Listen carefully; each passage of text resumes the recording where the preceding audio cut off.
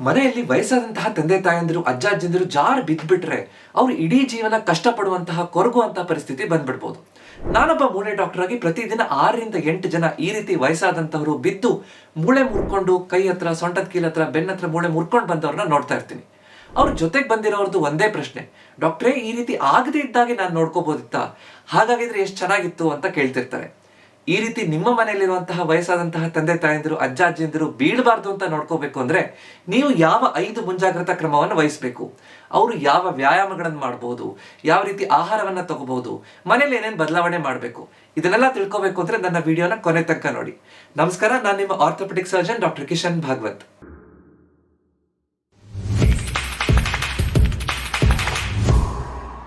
ಅಂದಾಗೆ ಒಂದು ಚಿಕ್ಕ ಅಪ್ಡೇಟ್. ಮನೆಯಲ್ಲಿ ವಯಸ್ಸಾದವ್ರನ್ನ ಹೇಗೆ ನೋಡ್ಕೋಬೇಕು, ಎಲ್ಡರ್ಲಿ ಕೇರ್ ಅಟ್ ಹೋಮ್ ಅನ್ನುವಂತಹ ಒಂದು ಆನ್ಲೈನ್ ಕೋರ್ಸ್ ಅನ್ನು ನಾನು ಡೆವಲಪ್ ಮಾಡ್ತಾ ಇದ್ದೀನಿ. ಅಂದ್ರೆ ನಿಮಗೆ ನಿಮ್ಮ ಮನೆಯಲ್ಲಿ ವಯಸ್ಸಾದವ್ರನ್ನ ನೋಡ್ಕೊಳ್ಳಿಕ್ಕೆ ಯಾವ ತೊಂದರೆಗಳಾಗ್ತಾ ಇದೆ ಅದನ್ನ ನೀವು ನನಗೆ ದಯವಿಟ್ಟು ಕಮೆಂಟ್ ಮಾಡಿ ತಿಳಿಸಿ. ಆ ಪ್ರಶ್ನೆಗಳನ್ನೆಲ್ಲ ನಾನು ನನ್ನ ಕೋರ್ಸ್ನಲ್ಲಿ ಸೇರಿಸ್ಕೊಳ್ಳಿಕ್ಕೆ ಪ್ರಯತ್ನ ಮಾಡ್ತಾ ಹೋಗ್ತೀನಿ. ಅಂದ್ರೆ ಇದು ಪ್ರತಿಯೊಬ್ಬರಿಗೂ ಮನೆಯಲ್ಲಿ ತಮ್ಮ ತಂದೆ ತಾಯಂದಿರನ್ನ ಖುಷಿಯಾಗಿ ಆರೋಗ್ಯವಾಗಿ ಇಟ್ಕೊಳ್ಳಿಕ್ಕೆ ಏನೇನು ಮಾಡಬೇಕು ಅನ್ನೋದ್ರ ಬಗ್ಗೆ ಈ ಕೋರ್ಸ್ ಅನ್ನು ಡೆವಲಪ್ ಮಾಡ್ತಾ ಇದ್ದೀನಿ. ಸೊ ನಿಮಗೆ ಯಾವ ಪ್ರಶ್ನೆ ಕಾಡ್ತಾ ಇದೆ, ನೀವು ಯಾವ ಕಷ್ಟವನ್ನ ಎದುರಿಸ್ತಾ ಇದ್ದೀರಿ, ದಯವಿಟ್ಟು ನನಗೆ ಕಾಮೆಂಟ್ ಮಾಡಿ ತಿಳಿಸಿ. ಈಗ ವಯಸ್ಸಾದವರು ಬೀಳುವಂತ ಸಾಧ್ಯತೆ ಯಾಕೆ ಹೆಚ್ಚು ಅಂತ ನಾವು ಅರ್ಥ ಮಾಡ್ಕೊಂಡ್ರೆ ಏನೇನು ಮಾಡಬಹುದು ಅದನ್ನು ಸರಿಪಡಿಸಕ್ಕೆ ಅಂತ ನಮ್ಗೆ ಅರ್ಥ ಆಗ್ತಾ ಹೋಗುತ್ತೆ. ಮುಖ್ಯವಾಗಿ ವಯಸ್ಸಾಗ್ತಾ ಇದ್ದಾಗೆ ಮೊದಲ ಮುಖ್ಯ ಕಾರಣ ನಮ್ಮ ಮಾಂಸಖಂಡಗಳು ವೀಕ್ ಆಗ್ತಾ ಬರುತ್ತೆ. ಸಾರ್ಕೋಪೀನಿಯಾ ಅಂತ ಹೇಳ್ತೀವಿ. ಅಂದ್ರೆ ಮಾಂಸಖಂಡಗಳು ವೀಕ್ ಆದ ತಕ್ಷಣ ನನಗೆ ಶಕ್ತಿ ಇರಲ್ಲ, ಹೇಳ್ಬೇಕಾದ್ರೆ ಓಡಾಡ್ಬೇಕಾದ್ರೆ ನನಗೆ ಬ್ಯಾಲೆನ್ಸ್ ಇರಲ್ಲ, ದೇಹದಲ್ಲಿ ಆ ಕೋಆರ್ಡಿನೇಷನ್ ಬ್ಯಾಲೆನ್ಸ್ ಇಲ್ಲ ಅಂದ ತಕ್ಷಣ ಬೀಳುವಂತ ಸಾಧ್ಯತೆ ಹೆಚ್ಚು. ಸ್ವಲ್ಪ ಜಾರಿದ್ರು ಕೂಡ ದೇಹ ಸಪೋರ್ಟ್ ಮಾಡ್ತಾನೆ, ವಾಪಸ್ ತಗೊಳ್ಳಿಕ್ಕೆ ಕಷ್ಟ ಆಗ್ಬಿಡುತ್ತೆ. ಎರಡನೇ ಮುಖ್ಯವಾದಂಥದ್ದು ನಮ್ಮ ದೃಷ್ಟಿ ಕ್ಷೀಣಿಸ್ತಾ ಬಂದ್ಬಿಡುತ್ತೆ. ಸರಿಯಾಗಿ ಕಣ್ಣು ಕಾಣಿಸಲ್ಲ, ಏನೋ ನಡಿಬೇಕಾದ್ರೆ ಎಲ್ಲೋ ಒಂದು ಸಣ್ಣ ಮೆಟ್ಲಿತ್ತು ಗೊತ್ತಾಗ್ಲಿಲ್ಲ, ಜಾರು ಬಿದ್ದುಬಿಟ್ರು, ಈ ರೀತಿ ಆಗುವಂಥ ಸಾಧ್ಯತೆ ಇರ್ಬೋದು. ಮನೆಯಲ್ಲಿ ಸ್ವಲ್ಪ ನೀರು ಚೆಲ್ಲಿರುತ್ತೆ ಅಥವಾ ಹೆಚ್ಚು ಬೀಳುವಂಥದ್ದು ಬಾತ್ರೂಮಲ್ಲಿ. ಆದರೆ ಸ್ನಾನ ಮಾಡಬೇಕಾದ್ರೆ ಟಾಯ್ಲೆಟಿಗೆ ಹೋದಾಗ ಅಲ್ಲಿ ಜಾರ್ ಬಿಡ್ತು, ಟೈಲ್ಸ್ ಜಾರ್ ಬಿಡ್ತು ಅಂತ ಹೇಳ್ತಾರೆ. ಹೊರಗಡೆ ಬಂದು ಹೊರಗಡೆ ಬರ್ಬೇಕಾದ್ರೆ ಒಂದು ಮ್ಯಾಟ್ ಇತ್ತು, ಅದು ಮ್ಯಾಟ್ ನನಗೆ ಗೊತ್ತಾಗ್ಲಿಲ್ಲ, ಅದು ಜಾರ್ ಬಿಡ್ತು ಅಂತ ಹೇಳ್ತಿರ್ತಾರೆ. ಈ ರೀತಿ ಆಗ್ಬೋದು. ಅಥವಾ ಮೂಳೆಗಳು ವೀಕ್ ಆಗ್ತಾ ಬಂದ್ಬಿಡುತ್ತೆ, ಆಸ್ಟಿಯೋಪೋರೋಸಿಸ್ ಅಂತ ಹೇಳ್ತೀವಿ. ಮೂಳೆ ಗಟ್ಟಿತನ ಕಡಿಮೆ ಆಗ್ತಾ ಬಂದ ತಕ್ಷಣ ಸ್ವಲ್ಪ ಸಣ್ಣದಾಗಿ ಬಿದ್ದರೂ ಕೂಡ ಅದು ಮೂಳೆ ಮುರಿತ ಅಂದ್ರೆ ಫ್ರಾಕ್ಚರ್ ಆಗಿ ಕಾಣಿಸ್ಕೊಂಡ್ಬಿಡುತ್ತೆ. ಸೊ ಈ ತರ ಆಗಬಾರ್ದು ಅಂತಂದ್ರೆ ನಾವೇನೇನ್ ಮಾಡ್ತಾ ಹೋಗ್ಬೇಕು ಅಂತ ನೋಡ್ತಾ ಹೋಗೋಣ. ವಯಸ್ಸಾದರೂ ಬೀಳ್ಬಾರ್ದು ಅಂದ್ರೆ ಮಾಡಬೇಕಾಗಿರುವಂತಹ ಮೊದಲನೇ ಅಂಶ ಬ್ಯಾಲೆನ್ಸ್ ಅಂಡ್ ಸ್ಟ್ರೆಂಥನಿಂಗ್ ಎಕ್ಸರ್ಸೈಸ್. ನಮ್ಮ ದೇಹದ ಸಮತೋಲನವನ್ನ ಕಾಪಾಡ್ಕೊಳ್ಳಿಕ್ಕೆ ಬ್ಯಾಲೆನ್ಸ್ ಮತ್ತು ಮಾಂಸಖಂಡಗಳು ಗಟ್ಟಿಯಾಗ್ಲಿಕ್ಕೆ, ಶಕ್ತಿ ತುಂಬಲಿಕ್ಕೆ ಬೇಕಾಗಿರುವಂತಹ ಮಾಂಸಖಂಡಗಳು ಪ್ರತಿದಿನ ಒಂದು 10 ರಿಂದ 15 ನಿಮಿಷ ಕೆಲವೊಂದು ವ್ಯಾಯಾಮಗಳನ್ನು ಮಾಡೋದ್ರಿಂದ ಬಹಳ ಚೆನ್ನಾಗಿ ಎಫೆಕ್ಟಿವ್ ಆಗಿ ಬೀಳದೇ ಇರೋ ರೀತಿಯಲ್ಲಿ ನೋಡ್ಕೊಳ್ಳಿಕ್ಕೆ ಸಾಧ್ಯ ಆಗುತ್ತೆ. ಆದ್ರೆ ಇದು ಪ್ರತಿನಿತ್ಯ ಮಾಡ್ಬೇಕು, ಸತತವಾಗಿ ಮಾಡಿದಾಗ ಮಾತ್ರ ಇದರ ಫಲ ನಮಗೆ ಸಿಗುತ್ತೆ. ಅದನ್ನ ಅರ್ಥ ಮಾಡ್ಕೋಬೇಕು. ಯಾವ 5 ವ್ಯಾಯಾಮಗಳು ಸುಲಭವಾಗಿ ಮಾಡ್ಬೋದು ಅಥವಾ ಸ್ವಲ್ಪ ಮಾಂಸಖಂಡಗಳ ಶಕ್ತಿ ಇದೆ ಅಂತಂದ್ರೆ ಇನ್ನಷ್ಟು 5 ಅಡ್ವಾನ್ಸ್ಡ್ ವ್ಯಾಯಾಮಗಳು ಯಾವುದು ಅಂತ ನಾನು ಹೇಳ್ಕೊಡ್ತೀನಿ. ಸುಲಭವಾಗಿ ಮಾಡುವಂತ 5 ವ್ಯಾಯಾಮಗಳನ್ನು ನೋಡೋಣ. ಮೊದಲನೇದು ಸಿಟ್ ಟು ಸ್ಟ್ಯಾಂಡ್, ಅಂದ್ರೆ ಕುರ್ಚಿ ಮೇಲೆ ಕೂತ್ಕೊಂಡು ಏಳುವಂತಹದ್ದು. ಆರಾಮಾಗಿ ಕುರ್ಚಿ ಮೇಲೆ ಕೂತ್ಕೊಳ್ಳೋದು, ನಿಧಾನವಾಗಿ ಬೇಕಿದ್ರೆ ಸಪೋರ್ಟ್ ಇಟ್ಕೊಂಡು, ಇಲ್ಲಾಂದ್ರೆ ಸಪೋರ್ಟ್ ಇಲ್ಲದೆ, ಕೈ ಸಪೋರ್ಟ್ ಇಲ್ಲದೆ ನಿಧಾನವಾಗಿ ಏಳೋದು ಮತ್ತೆ ಕೂತ್ಕೊಳ್ಳೋದು. ಈ ರೀತಿ 10 ಸಲ ಮಾಡೋದ್ರಿಂದ ನಮ್ಮ ತೊಡೆಯ ಮಾಂಸಖಂಡಗಳನ್ನ ಗಟ್ಟಿ ಮಾಡ್ಕೊಳ್ಳಿಕ್ಕೆ ಸಾಧ್ಯ ಆಗುತ್ತೆ. ಇದು ಮೊದಲನೇ ವ್ಯಾಯಾಮ. ಎರಡನೇದು ಟ್ಯಾಂಡಮ್ ವಾಕಿಂಗ್ ಅಥವಾ ಹೀಲ್ ಟು ಟೋ ವಾಕಿಂಗ್ ಅಂತ ಹೇಳ್ತೀವಿ.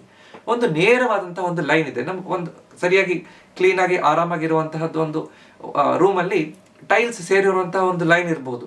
ಆ ಲೈನನ್ನೇ ನಾವು ಅನ್ಕೊಂಡು ಒಂದು ಹೆಜ್ಜೆ ಮೇಲೆ ಹೆಜ್ಜೆ ನೀಡುವಂಥದ್ದು ಅಂತ ಹೇಳ್ತೀವಿ. ಅಂದ್ರೆ ನನ್ನ ಹಿಮ್ಮಡಿಯನ್ನ ನೆಕ್ಸ್ಟ್ ಕಾಲು ಬೆರಳುಗಳಿಗೆ ತಾಗಿಸ್ಕೊಂಡು ನಿಧಾನವಾಗಿ ಹೀಗೆ ಮುಂದೆ ಹೋಗುವಂಥದ್ದು. ಇದರಿಂದ ನಮ್ಮ ದೇಹದ ಬ್ಯಾಲೆನ್ಸ್ ಅನ್ನ ಕಾಪಾಡ್ಕೊಳ್ಳಿಕ್ಕೆ ಅನುಕೂಲ ಆಗುತ್ತೆ. ಮೂರನೇ ವ್ಯಾಯಾಮ ಸೈಡ್ ಲೆಗ್ ರೇಸ್. ಒಂದು ಕೈಯಲ್ಲಿ ಕುರ್ಚಿಯನ್ನ ಅಥವಾ ಒಂದು ಕಿಟಕಿಯನ್ನ ಅವಶ್ಯಕತೆ ಇದ್ರೆ ಹಿಡ್ಕೋಬಹುದು. ನೇರವಾಗಿ ನಿಂತ್ಕೊಂಡು ಒಂದೊಂದೇ ಕಾಲನ್ನ ಅಡ್ಡ ಎತ್ತುವಂತಹದ್ದು. ಈ ರೀತಿ 10 ಸಲ ಬಲಗಡೆ 10 ಸಲ ಎಡಗಡೆ ಮಾಡೋದು. ಇದರಿಂದ ಹಿಪ್ ಅಬ್ಡಕ್ಟರ್ ಮತ್ತು ಎಕ್ಸ್ಟೆನ್ಸರ್ ಮಾಂಸಖಂಡಗಳು ಗಟ್ಟಿಯಾಗುತ್ತೆ. ನಾವು ಬೀಳ್ಬೇಕಾದ್ರೆ ಸೈಡಿಗೆ ಬೀಳ್ತಾ ಇದೀವಿ ಅಂದ್ರೆ ದೇಹನ ಮತ್ತೆ ವಾಪಸ್ ಹಿಡಿಲಿಕ್ಕೆ ಈ ಮಾಂಸಖಂಡಗಳು ಬಹಳ ಮುಖ್ಯವಾಗಿ ಬೇಕಾಗಿರುವಂತದ್ದು. ಇದನ್ನ ಕರೆಕ್ಟ್ ಅರ್ಥ ಮಾಡ್ಕೋಬೇಕು. ನಾಲ್ಕನೇ ವ್ಯಾಯಾಮ ಸಿಂಗಲ್ ಲೆಗ್ ಸ್ಟ್ಯಾಂಡ್ ಅಂದ್ರೆ ಒಂದೇ ಕಾಲಲ್ಲಿ ನಿಂತ್ಕೊಳ್ಳುವಂತಹ ಅಭ್ಯಾಸ. ಅವಶ್ಯಕತೆ ಇದ್ರೆ ನಾವು ಒಂದು ಸಪೋರ್ಟ್ ಹಿಡ್ಕೋಬಹುದು, ಕುರ್ಚಿಯನ್ನ ಅಥವಾ ಒಂದು ಕಿಟಕಿಯನ್ನು ಹಿಡ್ಕೋಬಹುದು. ಇಲ್ಲ ಅಂದ್ರೆ ನೇರವಾಗಿ ನಿಂತ್ಕೊಂಡು ಕೈಗಳನ್ನ ರಿಲ್ಯಾಕ್ಸ್ಡ್ ಆಗಿ ಇಟ್ಕೊಂಡು ಅಥವಾ ಸೊಂಟದ ಮೇಲೆ ಇಟ್ಕೊಂಡು ಒಂದು ಕಾಲನ್ನ ಎತ್ತುವಂಥದ್ದು. ಎಷ್ಟಾಗುತ್ತೋ ಅಷ್ಟು ಹೊತ್ತು, 10 ಸೆಕೆಂಡ್, 20 ಸೆಕೆಂಡ್, 30 ಸೆಕೆಂಡ್ ತನಕ ನಾವು ಒಂದು ಕಾಲಲ್ಲಿ ನಿಂತ್ಕೋಬೇಕು. ನಂತರ ಇನ್ನೊಂದು ಕಾಲಲ್ಲಿ ಒಂದೇ ಕಾಲಲ್ಲಿ ನಿಂತ್ಕೊಳ್ಳುವಂಥದ್ದು. ಅವಶ್ಯಕತೆ ಇದ್ರೆ ಸೈಡಿಗೆ ಸಪೋರ್ಟಿಗೆ ಕುರ್ಚಿ ಹಿಡ್ಕೊಳ್ಳಿಕ್ಕೆ, ಗೋಡೆ ಹಿಡ್ಕೊಳ್ಳಿಕ್ಕೆ ಹತ್ರ ನಿಂತ್ಕೊಂಡ್ರೆ ಬಹಳ ಒಳ್ಳೇದು ವಯಸ್ಸಾದವ್ರಲ್ಲಿ ಅಂತ ಹೇಳ್ಬೋದು. ಸೊ ಸಿಂಗಲ್ ಲೆಗ್ ಸ್ಟ್ಯಾನ್ಸ್ ತುಂಬಾ ಮುಖ್ಯವಾಗಿ ನಮ್ಮ ದೇಹದ ಬ್ಯಾಲೆನ್ಸ್ ಅನ್ನ ಕಾಪಾಡ್ಕೊಳ್ಳಿಕ್ಕೆ ಬೇಕಾಗಿರುವಂತ ವ್ಯಾಯಾಮ. ಇದನ್ನ ಮೂರ್ ಸಲ ರೈಟ್ ಸೈಡ್, 3 ಸಲ ಎಡಗಡೆ ಲೆಫ್ಟ್ ಸೈಡ್, ಈ ರೀತಿ ಮಾಡೋದ್ರಿಂದ ನಮ್ಮ ದೇಹದ ಸಮತೋಲನ ಕಾಪಾಡ್ಕೊಳ್ಳಿಕ್ಕೆ ಅನುಕೂಲ ಆಗುತ್ತೆ. 5ನೇದು ಅತ್ಯಂತ ಸುಲಭವಾಗಿರುವಂತದ್ದು ಸ್ಟ್ಯಾಂಡಿಂಗ್ ಮಾರ್ಚ್. ಅಂದ್ರೆ ನಿಂತ್ಕೊಂಡು ನಾವು ಅಲ್ಲೇ ಹೈ ಮಾರ್ಚ್ ಅಂತ ಹೇಳ್ತೀವಿ. ಅಂದ್ರೆ ಕಾಲನ್ನ ಮೇಲೆ ಕೆಳಗಡೆ ನಾವು ಮಾರ್ಚ್ ಫಾಸ್ಟ್ ಅಲ್ಲಿ ಹೇಗೆ ಮಾಡ್ತೀವೋ ನಿಂತ್ಕೊಂಡು ಅಲ್ಲೇ ಸ್ಟ್ಯಾಂಡಿಂಗ್ ಮಾರ್ಚ್ ಅಂತ ನಿಂತ್ಕೊಂಡು ಮಾಡುವಂತಹ ಮಾರ್ಚ್. ಇದೆಲ್ಲದರಿಂದ ನಮ್ಮ ತೊಡೆಯ ಮತ್ತು ಬೆನ್ಹುರಿಯ ಅಕ್ಕಪಕ್ಕದಲ್ಲಿರುವಂತಹ ಮಾಂಸಖಂಡಗಳು ಗಟ್ಟಿಯಾಗಿ ನಮಗೆ ದೇಹದಲ್ಲಿ ಸಮತೋಲನ ತಂದ್ಕೊಳ್ಳಿಕ್ಕೆ ಅನುಕೂಲ ಆಗುತ್ತೆ. ಸ್ವಲ್ಪ ಅಡ್ವಾನ್ಸ್ಡ್ ಎಕ್ಸರ್ಸೈಸ್, ನನಗೆ ಇದೆಲ್ಲ ಸುಲಭವಾಗಿ ಮಾಡ್ಬೋದು, ನಮ್ಮ ಅಪ್ಪ ಅಮ್ಮ ಆರಾಮಾಗಿ ಮಾಡ್ಬಿಡ್ತಾರೆ ಡಾಕ್ಟ್ರೆ, ನನಗೆ ಆರಾಮಾಗಿ ಇದು ಸುಲಭವಾಗುತ್ತೆ ಅಂತಂದ್ರೆ ನೆಕ್ಸ್ಟ್ ಲೆವೆಲ್ ಎಕ್ಸರ್ಸೈಸ್ ಯಾವ್ದಾವ್ದು 5 ಅಂತ ಹೇಳ್ತೀನಿ. ಮೊದಲನೇದು ಮಿನಿ ಸ್ಕ್ವಾಟ್. ಅಂದ್ರೆ ಸ್ಕ್ವಾಟ್ಸ್ ಮಾಡುವಂಥದ್ದು ಅವಶ್ಯಕತೆ ಇದ್ರೆ ಬೆನ್ನಿಗೆ ಗೋಡೆ ಹತ್ರ ನಿಂತ್ಕೊಂಡು ಮಾಡಿದ್ರೆ ಒಳ್ಳೇದು. ಮಿನಿ ಸ್ಕ್ವಾಟ್ ಮಾಡುವಂಥದ್ದು ಬಹಳ ಒಳ್ಳೇದು, ಇದರಿಂದ ಉಪಯೋಗ ಆಗುತ್ತೆ. ನಂತರ ಹೀಲ್ ರೈಸ್ ಅಂದ್ರೆ ತುದಿಗಾಲಲ್ಲಿ ನಿಂತ್ಕೊಳ್ಳೋದು, ಇಳಿಸುವಂಥದ್ದು. ಇದು ನಮ್ಮ ಕಾಫ್ ಮಸಲ್ಸ್, ನಮ್ಮ ಮೀನ್ಕಂಡದ ಮಾಂಸಖಂಡಗಳನ್ನ ಗಟ್ಟಿ ಮಾಡ್ಲಿಕ್ಕೆ ಅನುಕೂಲ ಆಗಿರುವಂತಹದ್ದು ವ್ಯಾಯಾಮ ಹೀಲ್ ರೈಸ್. ಇದನ್ನ ಚೆನ್ನಾಗಿ ಮಾಡೋದ್ರಿಂದ ಉಪಯೋಗ ಆಗುತ್ತೆ. ಸ್ಟೆಪ್ ಅಪ್ ಸ್ಟೆಪ್ ಡೌನ್, ಒಂದು ಮೆಟ್ಲನ್ನ ನಿಂತ್ಕೊಂಡು ಮೆಟ್ಲು ಹತ್ತೋದು ಇಳಿಯೋದು, ಮೆಟ್ಲು ಹತ್ತೋದು ಇಳಿಯೋದು. ಮೊದಲು ಒಂದ್ಸಲ ಬಲಗಡೆ ಕಾಲಿಂದ ಶುರು ಮಾಡ್ಬೇಕು, ಇನ್ನೊಂದ್ಸಲ ಎಡಗಡೆ ಕಾಲಿಂದ ಶುರು ಮಾಡ್ಬೇಕು. ಈ ರೀತಿ step up step down exercise ಅಂತ ಮಾಡ್ಬೋದು. ಇನ್ನೊಂದು ಟ್ಯಾಂಡಮ್ ಸ್ಟ್ಯಾನ್ಸ್, ಅಂದ್ರೆ ನಾವು ಹೀಲ್ ಟು ಟೋ ಹೇಗೆ ನಿಂತ್ಕೊಂಡಿದ್ವೋ ಆ ರೀತಿ ನಿಂತ್ಕೊಂಡು ಟ್ಯಾಂಡಮ್ ಸ್ಟ್ಯಾನ್ಸ್ ಅಲ್ಲಿ ನಮ್ಮ ಕೈಯ ವ್ಯಾಯಾಮಗಳನ್ನು ಮಾಡುವಂಥದ್ದು.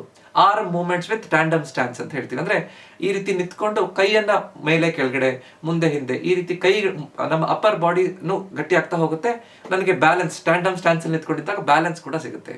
5ನೇದು ಮತ್ತು ಸ್ವಲ್ಪ ಕಷ್ಟ ಅಂತ ವ್ಯಾಯಾಮ ಅಂತಂದ್ರೆ ಒಂದು ಕಾಲಲ್ಲಿ ನಿಂತ್ಕೊಂಡು ನಾನು ಸಪೋರ್ಟೆಡ್ ಡೆಡ್ ಲಿಫ್ಟ್ ಅನ್ನು ಮಾಡುವಂಥದ್ದು. ಅಂದ್ರೆ ಒಂದು 2 kg ತೂಕ ಅಥವಾ ಆದ್ರೆ 5 kg ತೂಕದ ಒಂದು ಡಂಬೆಲ್ ಅಥವಾ ಒಂದು ವಸ್ತುವನ್ನ ಇಟ್ಕೊಂಡು ಒಂದು ಕುರ್ಚಿ ಸಪೋರ್ಟ್ ಅನ್ನು ಇಟ್ಕೊಂಡು ಒಂದು ಕಾಲನ್ನ ಹಿಂದಕ್ಕೆ, ಉದಾಹರಣೆಗೆ ನಾನು ಬಲಗಡೆ ಕೈಯಲ್ಲಿ ಎತ್ತುತ್ತಾ ಇದ್ದೀನಿ ವಸ್ತು ಅಂತಂದ್ರೆ ಎಡಗಡೆ ಕೈಯಲ್ಲಿ ಕುರ್ಚಿ ಹಿಡ್ಕೋಬೇಕು, ಸಪೋರ್ಟ್ ಹಿಡ್ಕೋಬೇಕು, ಬಲಗಡೆ ಕಾಲನ್ನ ಹಿಂದಕ್ಕೆ ಮಾಡುವಂಥದ್ದು.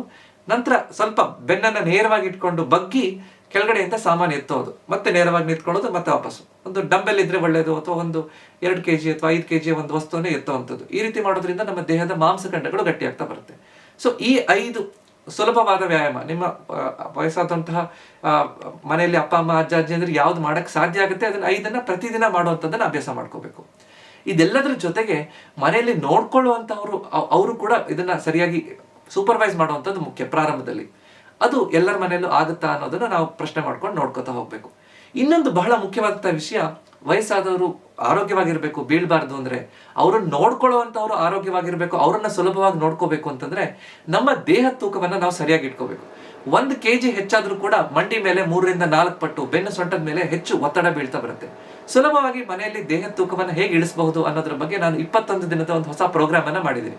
ಇದನ್ನ ತಗೊಂಡು ಬಹಳಷ್ಟು ಜನ ನನಗೆ ಒಳ್ಳೆ ಫೀಡ್ಬ್ಯಾಕ್ ಅನ್ನ ಕೊಡ್ತಾ ಇದ್ದಾರೆ. ಇದು ತುಂಬಾ ಉಪಯೋಗ ಆಗ್ತಾ ಇದೆ ಡಾಕ್ಟ್ರೆ, ವಯಸ್ಸಾದರೂ ಕೂಡ ಸುಲಭವಾಗಿ ಮಾಡೋ ರೀತಿಯಲ್ಲಿ ಮಾಡಿದಿರಿ ಅಂತ ಹೇಳಿ ನನಗೆ ಹೇಳ್ತಿದ್ದಾರೆ. ಸೊ ನೀವಿನ್ನೂ ಅದನ್ನ ನೋಡಿಲ್ಲ ಅಂತಂದ್ರೆ ನಾನು ಡಿಸ್ಕ್ರಿಪ್ಷನ್ ಅಲ್ಲಿ ಮತ್ತು ಪಿನ್ ಕಾಮೆಂಟ್ ಅಲ್ಲಿ ಅದರ ಲಿಂಕ್ ಅನ್ನ ಕೊಟ್ಟಿರ್ತೀನಿ, ನೀವು ಅದನ್ನ ಚೆಕ್ ಮಾಡ್ಬೋದು. ಸುಲಭವಾಗಿ ಈ ರೀತಿ ತೂಕ ಇಳಿಸೋದ್ರಿಂದ ಕೇವಲ ತೂಕ ಇಳಿಸೋದು ಮಾತ್ರ ಅಲ್ಲ, ಒಳ್ಳೆ ಜೀವನ ಶೈಲಿಯನ್ನು ಹೇಗೆ ರೂಢಿಸೋದು, ಆಹಾರವನ್ನ ಸರಿಪಡಿಸ್ಕೊಳ್ಳೋದು ಹೇಗೆ, ಶಕ್ತಿಯಿಂದ ಚೈತನ್ಯಯುತವಾಗಿ ಜೀವನವನ್ನ ಸಾಗಿಸೋದಕ್ಕೆ ಈ ಕೋರ್ಸ್ ನಿಮ್ಗೆ ಸಹಾಯ ಮಾಡುತ್ತೆ. ವಯಸ್ಸಾದವರು ಬೀಳ್ಬಾರ್ದು ಅಂದ್ರೆ ಮಾಡ್ಬೇಕಾಗಿರುವಂತಹ 2ನೇ ಮುಖ್ಯವಾದಂತಹ ಅಂಶ, ಮನೆಯಲ್ಲಿ ಮಾಡ್ಬೇಕಾಗಿರುವಂತಹ ಕೆಲವೊಂದು ಬದಲಾವಣೆಗಳು, ಹೋಮ್ ಮಾಡಿಫಿಕೇಶನ್. ನಾವು ಬಾತ್ರೂಮ್ ಟಾಯ್ಲೆಟ್ ಅಲ್ಲಿ ಸ್ವಲ್ಪ ಗಮನವನ್ನು ಹರಿಸಬೇಕು. ಟಾಯ್ಲೆಟ್ ಅಥವಾ ಬಾತ್ರೂಮ್ ಇದ್ದಾಗ ಆಂಟಿ ಸ್ಕಿಡ್ ಟೈಲ್ಸ್ ಅನ್ನು ಹಾಕ್ಸ್ಬೇಕು, ಅಥವಾ ಅಲ್ಲಿರುವಂತಹ ಕಾಲು ಒರೆಸ್ಲಿಕ್ಕೆ ಇರುವಂತಹ ಬಟ್ಟೆ ಅಥವಾ ಮ್ಯಾಟ್ ಏನಿರುತ್ತೋ ಅದು ಗಟ್ಟಿಯಾಗಿ ಟೇಪ್ ಆಗಿರಬೇಕು, ಇಲ್ಲಾಂದ್ರೆ ಅದು ಆಂಟಿ ಸ್ಲಿಪ್ ಆಗಿರುವಂತಹ, ಅಲ್ಲಿ ನೆಲಕ್ಕೆ ಕಚ್ಕೊಂಡು ಕುತ್ಕೊಳ್ಳುವಂತಹದ್ದು ಆಗಿರ್ಬೇಕು, ಇಲ್ಲಾಂದ್ರೆ ಜಾರ್ ಬೀಳುವಂತಹ ಸಾಧ್ಯತೆ ಹೆಚ್ಚು.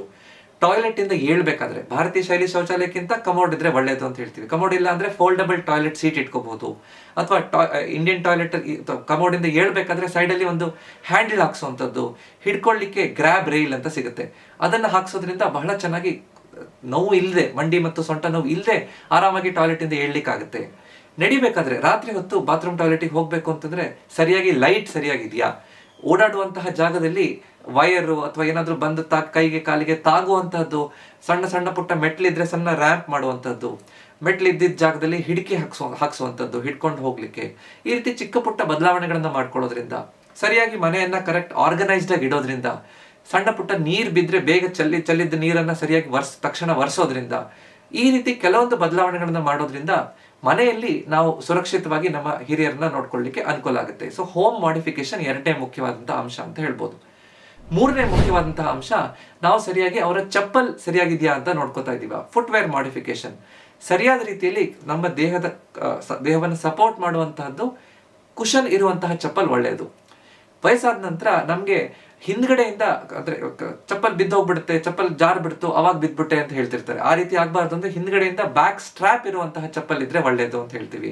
ಅದರ ಜೊತೆಗೆ ಕರೆಕ್ಟ್ ಆಗಿ ಅದು ಸಪೋರ್ಟ್ ಕೊಡುವಂತಹ ಆರ್ಚ್ ಇದೆಯಾ, ಕೆಳಗಡೆ ಇರುವಂತಹ ಸೋಲ್, ಯಾವುದು ನಮ್ಮ ಪಾದ ಕೆಳಗಡೆ ಚಪ್ಪಲಲ್ಲಿ ಸೋಲ್ ಇರುತ್ತೋ ಅದು ಸರಿಯಾಗಿ ಗ್ರಿಪ್ ಹಿಡಿಯುವಂತದ್ದು ಇದೆಯಾ, ಅಥವಾ ಟೈಲ್ಸ್ ಅಲ್ಲಿ ನಡಿಬೇಕಾದ್ರೆ ಹೊರಗಡೆ ಎಲ್ಲೋ ಕಲ್ಲಿತ್ತು ಜಾರುವಂತದ್ದು ಇರಬಾರ್ದು. ಸೊ ಈ ರೀತಿ ಸ್ವಲ್ಪ ಚಪ್ಪಲ್ ಸರಿಯಾಗಿದೆಯಾ ಅಂತ ನಾವು ಪ್ರಶ್ನೆ ಮಾಡಿಕೊಂಡು ಅದ್ರ ತಕ್ಕಂತಹ ಚಪ್ಪಲನ್ನು ಹಾಕೋಬೇಕು. ಬಹಳಷ್ಟು ಜನ ವಯಸ್ಸಾದವರು ತುಂಬಾ ಲೂಸ್ ಆಗಿರುವಂತಹ ಚಪ್ಪಲ್ ಹಾಕ್ತಿರ್ತಾರೆ, ಅವಾಗ ಬೀಳುವಂತ ಸಾಧ್ಯತೆ ಹೆಚ್ಚು. ಅದನ್ನ ತಪ್ಪಿಸ್ಬೇಕು. ನಮ್ಮ ಮನೆಯಲ್ಲಿರುವಂತಹ ಸಣ್ಣ ಮಕ್ಕಳ ಚಪ್ಪಲನ್ನ ನಾವು ಪದೇ ಪದೇ ಹೊಸ ಚಪ್ಪಲ್ ತಗೋತಾ ಇರ್ತೀವಿ. ಆದ್ರೆ ವಯಸ್ಸಾದವ್ರಿಗೆ ಹೊಸ ಚಪ್ಪಲ್ ತಂದ್ಕೊಡಕ್ಕೆ, ಹೊಸ ಶೂ ತಂದ್ಕೊಡಕ್ಕೆ ನಾವು ಎಷ್ಟು ಸಲ ಯೋಚನೆ ಮಾಡಿದೀವಾ ಅನ್ನೋದನ್ನ ನಾವು ಪ್ರಶ್ನೆ ಮಾಡ್ಕೊಳ್ಳೋಣ. ಅದು ಬಹಳ ಮುಖ್ಯ. ಅದನ್ನ ಸಣ್ಣ ಪುಟ್ಟ ಬದಲಾವಣೆಗಳನ್ನು ಮಾಡ್ಕೊಳ್ಳೋದ್ರಿಂದ ಬೀಳೋದನ್ನ ತಪ್ಪಿಸಬಹುದು ಅಂತ. ನಾಲ್ಕನೇದು ಅವರ ಆಹಾರದಲ್ಲಿ ಮುಖ್ಯವಾಗಿ ಮೂಳೆ ಮಾಂಸಖಂಡಗಳು ಗಟ್ಟಿಯಾಗಿ ಇಟ್ಕೊಳ್ಳಿಕ್ಕೆ ಕ್ಯಾಲ್ಸಿಯಂ, ವಿಟಮಿನ್ ಡಿ ಮತ್ತು ಪ್ರೋಟೀನ್ ಆಹಾರ ಬೇಕೇ ಬೇಕು. ಕ್ಯಾಲ್ಸಿಯಂ ನಮಗೆ ಆಹಾರದಲ್ಲಿ ಹಾಲಿನ ಪದಾರ್ಥದಲ್ಲಿ ಸಿಗುತ್ತೆ, ರಾಗಿಯಲ್ಲಿ ಸಿಗುತ್ತೆ, ಎಳ್ಳಲ್ಲಿ ಸಿಗುತ್ತೆ, ಹಸಿರು ಸೊಪ್ಪು ತರಕಾರಿಗಳಲ್ಲಿ ಸಿಗುತ್ತೆ. ಮೊಟ್ಟೆ ತಿನ್ನೋದ್ರಿಂದ ನಮಗೆ ಪ್ರೋಟೀನ್ ಸಿಗುತ್ತೆ, ಮೊಳಕೆ ಕಾಳು ತಿನ್ನೋದ್ರಿಂದ ಪ್ರೋಟೀನ್ ಸಿಗುತ್ತೆ. ಪ್ರತಿದಿನ ಬೆಳಿಗ್ಗೆ ಒಂದು 10-15 ನಿಮಿಷ ವಾಕಿಂಗ್, ಸೂರ್ಯನ ಬೆಳಕಲ್ಲಿ ವಾಕಿಂಗ್ ಮಾಡೋದ್ರಿಂದ, ಒಂದು ಕುರ್ಚಿಯನ್ನು ಹಾಕೊಂಡು ಸೂರ್ಯನ ಬೆಳಕಲ್ಲಿ ಕೂತ್ಕೊಳ್ಳೋದ್ರಿಂದ ವಿಟಮಿನ್ ಡಿ ಉತ್ಪತ್ತಿ ಸರಿಯಾಗುತ್ತೆ. ವಿಟಮಿನ್ ಡಿ ಟೆಸ್ಟ್ ಅನ್ನ ಮಾಡಿಸಿ ವಿಟಮಿನ್ ಡಿ ಕಡಿಮೆ ಇದೆ ಅಂದ್ರೆ, ಅವಶ್ಯಕತೆ ಇದ್ರೆ ಸಪ್ಲಿಮೆಂಟ್ ಕೊಡಿಸೋದ್ರಿಂದನೂ ಕೂಡ ಕ್ಯಾಲ್ಸಿಯಂ, ವಿಟಮಿನ್ ಡಿ, ಪ್ರೋಟೀನ್ ಸರಿಯಾಗಿದ್ದಾಗ ನಮ್ಮ ಮೂಳೆ ಮಾಂಸಖಂಡಗಳು ಗಟ್ಟಿಯಾಗಿರ್ಲಿಕ್ಕೆ ಅನುಕೂಲ ಆಗುತ್ತೆ. ಸೊ ನಮ್ಮ ಆಹಾರದಲ್ಲಿ, ಪಥ್ಯದಲ್ಲಿ ಕೆಲವೊಂದು ಬದಲಾವಣೆ ಮಾಡೋದ್ರಿಂದನೂ ನಮಗೆ ಬಹಳ ಅನುಕೂಲ ಆಗುತ್ತೆ ಅನ್ನೋದನ್ನ ನಾವು ಮರಿಬಾರ್ದು. ಇದು 4ನೇ ಮುಖ್ಯವಾದಂತಹ ಅಂಶ ಅಂತ ಹೇಳ್ಬೋದು. 5ನೇ ಮುಖ್ಯವಾದಂತಹ ಅಂಶ, ಕೆಲವೊಂದಿಷ್ಟು ಅಸಿಸ್ಟಿವ್ ಡಿವೈಸಸ್ ಬೇಕಾಗುತ್ತೆ. ವಯಸ್ಸಾದ ನಂತರ ನನಗೆ ಆರಾಮಾಗಿ ನಡೆಯಕ್ ಆಗ್ತಾ ಇಲ್ಲ, ಬೀಳ್ತೀನಿ ಅಂತ ಆ ರೀತಿ ಹೆದರಿಕೆ ಇರೋರು ಯಾವುದೇ ನಾಚಿಕೆ ಇಲ್ಲದೆ ಒಂದು ಸಣ್ಣ ಊರ್ಗೋಲನ್ನ ಹಿಡ್ಕೊಳ್ಳೋದ್ರಿಂದ, ವಾಕಿಂಗ್ ಸ್ಟಿಕ್ ಅನ್ನ ಹಿಡ್ಕೊಳ್ಳೋದ್ರಿಂದ, ವಾಕಿಂಗ್ ಸ್ಟಿಕ್ ಅಲ್ಲಿ ಕೆಳಗಡೆ ಟ್ರೈಪಾಡ್ ಅಥವಾ ಕ್ವಾಡ್ರ್ ಪಾಡ್ ಅಂತ ಬರುತ್ತೆ, 3 ಅಥವಾ 4 ಕೆಳಗಡೆ ಬುಷ್ ಇರುವಂತಹ, ಸಪೋರ್ಟ್ ಇರುವಂತಹ ವಾಕಿಂಗ್ ಸ್ಟಿಕ್ ಇದ್ರೆ ಅನುಕೂಲ. ವಾಕಿಂಗ್ ಸ್ಟಿಕ್ ಸರಿಯಾಗಿ ಹೈಟ್ ಅಡ್ಜಸ್ಟಬಲ್ ಇದ್ರೆ, ಸರಿಯಾದ ಹೈಟ್ಗೆ ಕರೆಕ್ಟ್ ತಕ್ಕಂತಹ ವಾಕಿಂಗ್ ಸ್ಟಿಕ್ ಇದ್ರೆ ಅನುಕೂಲ. ಅಥವಾ ಸ್ವಲ್ಪ ಬ್ಯಾಲೆನ್ಸ್ ಇನ್ನೂ ಸ್ವಲ್ಪ ಸರಿಯಾಗಿಲ್ಲ ಅಂತ ಇದ್ರೆ ವಾಕರ್ ಅನ್ನ ಹಿಡ್ಕೊಂಡು, 4 ಪಾಯಿಂಟ್ ಅಡ್ಜಸ್ಟಬಲ್ ವಾಕರ್ ಅಂತ ಸಿಗುತ್ತೆ, ಆ ವಾಕರ್ ಅನ್ನ ಹಿಡ್ಕೊಂಡು ಓಡಾಡೋದ್ರಿಂದ ಇನ್ನೂ ಸುರಕ್ಷಿತವಾಗಿ ನಡಿಬಹುದು. ಕೆಲವರು ವಯಸ್ಸಾದ್ಮೇಲೆ ನಾಚಿಕೆ ಪಡ್ಕೋತಿರ್ತಾರೆ, ಅಯ್ಯೋ ನಾನು ಕೋಲ್ ಹಿಡ್ಕೊಂಡ್ಬಿಟ್ರೆ ಬೇರೆಯವ್ರು ಏನಾರು ಅನ್ಕೊಂಡ್ರೆ ಅಂತ. ನಾವು ಸುರಕ್ಷಿತವಾಗಿರುವಂತಹದ್ದು ಬಹಳ ಮುಖ್ಯ. ಅದರಲ್ಲಿ ನಾಚಿಕೆ ಪ್ರಶ್ನೆನೇ ಇಲ್ಲ. ನಾವು ಇಷ್ಟು ವರ್ಷ ಜೀವನ ಕಳೆದಿದ್ದೀವಿ, ನಾವು ಯಾರೋ ಬೇರೆಯವ್ರಿಗೋಸ್ಕರ ಜೀವನ ಕಳೆಯೋದಿಲ್ಲ. ನಾನು ಖುಷಿಯಾಗಿ ಇಂಡಿಪೆಂಡೆಂಟ್ ಆಗಿ ಸ್ವತಂತ್ರವಾಗಿ ಜೀವನವನ್ನ ಸಾಗಿಸುವಂಥದ್ದು ಬಹಳ ಮುಖ್ಯ. ಅದಕ್ಕೋಸ್ಕರ ಕೋಲು ಅಥವಾ ವಾಕರ್ನ ಹಿಡಿಯೋದ್ರಲ್ಲಿ ಯಾರು ನಾಚಬೇಕಾಗಿಲ್ಲ ಅಂತ. ಇನ್ನೊಂದು ಕೆಲವೊಂದು ವಿಷಯಕ್ಕೆ ಕೆಲವೊಂದು ಅಸಿಸ್ಟಿವ್ ಡಿವೈಸಸ್ ಬೇಕಾಗುತ್ತೆ. ಅಂದ್ರೆ ನನಗೆ ಚಪ್ಪಲ್ ಶೂ ಹಾಕೊಳ್ಳೋಕೆ ಕಷ್ಟ ಆಗ್ತಾ ಇದೆ ಅಂತಂದ್ರೆ, ಈಗ ಶೂ ಹಾಕ್ಲಿಕ್ಕೆ ಶೂ ಸ್ಲೈಡ್ ಅಂತ ಸಿಗುತ್ತೆ. ಅದನ್ನ ಉಪಯೋಗಿಸೋದ್ರಿಂದ ಆರಾಮಾಗಿ ಬಗ್ಗದೆ ನಮ್ಮ ಕೀಲ್ಗಳಿಗೆ ತೊಂದರೆ ಆಗದೆ ನಾನು ಶೂ ಹಾಕೊಳ್ಳಿಕ್ಕೆ ಅನುಕೂಲ ಆಗುತ್ತೆ. ಈ ರೀತಿ ಅಸಿಸ್ಟಿವ್ ಡಿವೈಸಸ್ ಅನ್ನ ಬಳಸಬಹುದು. ಸೊ ಮುಖ್ಯವಾಗಿ 5 ಅಂಶಗಳನ್ನ ನಾವು ಗಮನದಲ್ಲಿ ಇಟ್ಕೋಬೇಕು. ಸ್ಟ್ರೆಂಥನಿಂಗ್ ಮತ್ತು ಬ್ಯಾಲೆನ್ಸ್ ವ್ಯಾಯಾಮಗಳನ್ನ ಮಾಡುವಂಥದ್ದು, ಮನೆಯಲ್ಲಿ ಕೆಲವೊಂದು ಹೋಮ್ ಮಾಡಿಫಿಕೇಶನ್ ಮಾಡೋದು, ಸರಿಯಾದ ಚಪ್ಪಲ್ ಹಾಕೋತಾ ಇದೀವಾ, ಆಹಾರದಲ್ಲಿ ವಿಟಮಿನ್ ಡಿ, ಕ್ಯಾಲ್ಸಿಯಂ ಮತ್ತು ಪ್ರೋಟೀನ್ ಸರಿಯಾಗಿದೆಯಾ, ಮತ್ತೆ ಕೊನೆಯದಾಗಿ ನಾವು ಕರೆಕ್ಟ್ ಆಗಿ ಕೆಲವೊಂದು ಅಸಿಸ್ಟಿವ್ ಡಿವೈಸಸ್ ನ ಮನೇಲಿ ಇಟ್ಕೊಂಡಿದೀವ. ಈ 5ಅನ್ನ ಕರೆಕ್ಟ್ ಆಗಿ ಮಾಡ್ಕೊಂಡ್ರೆ prevention is better than cure. ಅಂದ್ರೆ ರೋಗ ಬರೋದಕ್ಕಿಂತ ಮುಂಚೆ ನಾವು ಅದನ್ನ ತಡೆಗಟ್ಟಬೇಕು. ಇಲ್ಲಿ ಬಿದ್ದು ನಾವು ಫ್ರಾಕ್ಚರ್ ಮಾಡ್ಕೊಂಡು ತೊಂದರೆ ಪಡಿಸ್ಕೊಳ್ಳೋದಕ್ಕಿಂತ ನಾವು ಕರೆಕ್ಟ್ ಆಗಿ ಅವ್ರು ಬೀಳದೇ ಇರೋ ರೀತಿಯಲ್ಲಿ ನೋಡ್ಕೊಳ್ಳೋದ್ರಿಂದ ಬಹಳಷ್ಟು ಅನುಕೂಲ ಆಗುತ್ತೆ. ಮನೆಯಲ್ಲಿ ವಯಸ್ಸಾದವ್ರನ್ನ ಹೇಗೆ ನೋಡ್ಕೋಬೇಕು ಅನ್ನೋದ್ರ ಬಗ್ಗೆ ಡೀಟೇಲ್ಡ್ ಆಗಿ ನಾನೊಂದು ಕೋರ್ಸ್ ಅನ್ನ ಮಾಡ್ತಾ ಇದ್ದೀನಿ. ಸುಲಭವಾಗಿ ಎಲ್ಲರೂ ಅನುಸರಿಸ್ಲಿಕ್ಕೆ ಆಗುವಂತಹದಕ್ಕೆ. ಹಲವಾರು ತೊಂದರೆಗಳಿರುತ್ತೆ, ಹಲವಾರು ಪ್ರಶ್ನೆಗಳಿರುತ್ತೆ, ಹಲವಾರು ಚಾಲೆಂಜಸ್ಗಳಿರುತ್ತೆ. ನೀವು ನಿಮ್ಮ ಮನೆಯಲ್ಲಿ ವಯಸ್ಸಾದವ್ರನ್ನ ನೋಡ್ಕೊಳ್ಳಿಕ್ಕೆ ಯಾವ ಕಷ್ಟ ಆಗ್ತಾ ಇದೆ ಅಥವಾ ಯಾವ ತೊಂದರೆ ಆಗ್ತಾ ಇದೆ, ಹೀಗಿದ್ರೆ ಚೆನ್ನಾಗಿತ್ತು ಡಾಕ್ಟ್ರೆ, ಈ ತೊಂದರೆ ಆಗ್ತಾ ಇದೆ ಅಂತ ನಿಮ್ಗೆ ಏನಾದರೂ ಅನ್ಸಿದ್ರೆ ದಯವಿಟ್ಟು ನನಗೆ ಕಮೆಂಟ್ ಮಾಡಿ ತಿಳಿಸಿ. ಆ ವಿಷಯ, ನೀವು ಕೇಳಿರುವಂತಹ ಪ್ರಶ್ನೆ ಇನ್ನಷ್ಟು ಜನರಿಗೆ ಉಪಯೋಗ ಆಗಬಹುದು. ಆ ಕೋರ್ಸ್ ನಿಮಗೆ ರೆಡಿ ಆಗ್ತಿದ್ದಂಗೆ ನನ್ನ ಸಬ್ಸ್ಕ್ರೈಬರ್ಸ್ಗೆ ನಾನು ಹೇಳ್ತೀನಿ. ಈ ವಿಡಿಯೋ ನಿಮ್ಗೆ ಇಷ್ಟ ಆಗಿದ್ರೆ ದಯವಿಟ್ಟು ಇದನ್ನ ಲೈಕ್ ಮಾಡಿ ಮತ್ತು ನಿಮ್ಮ ಅಕ್ಕಪಕ್ಕದ ಜೊತೆ ಇದನ್ನ ಹಂಚ್ಕೊಳ್ಳಿ. ಇದೇ ರೀತಿಯಾದಂತಹ ಹೆಚ್ಚಿನ ವಿಡಿಯೋ ನೋಡ್ಬೇಕು ಅಂದ್ರೆ ನನ್ನ ಚಾನೆಲ್ನ ದಯವಿಟ್ಟು ಸಬ್ಸ್ಕ್ರೈಬ್ ಮಾಡಿ. ಯಾಕಂದ್ರೆ ನಮ್ಮ ಆರೋಗ್ಯ ನಮ್ಮ ಕೈಲಿದೆ, ಅದನ್ನ ಸರಿಯಾಗಿ ಇಟ್ಕೊಳ್ಳೋದು ನಮ್ಮ ಕರ್ತವ್ಯ. ನಮಸ್ಕಾರ.